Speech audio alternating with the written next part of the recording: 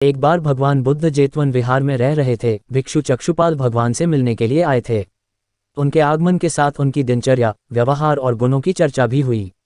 भिक्षु चक्षुपाल अंधे थे। एक दिन विहार के कुछ भिक्षुओं ने कुछ मरे हुए कीड़ों को चक्षुपाल की कुटी के बाहर पाया और उन्होंने चक्षुपाल की निंदा करनी शुरू कर दी कि उन्होंने इन जीवित प्राणियों की हत्या की।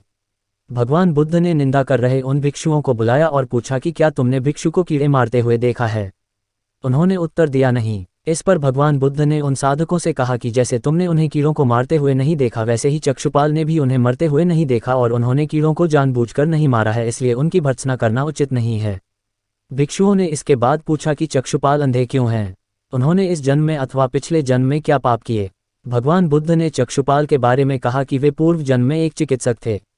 एक अंधी स्त्री ने उनसे वादा किया था कि यदि वे उसकी आंखें ठीक कर देंगे तो वह और उसका परिवार उनके दास बन जाएंगे।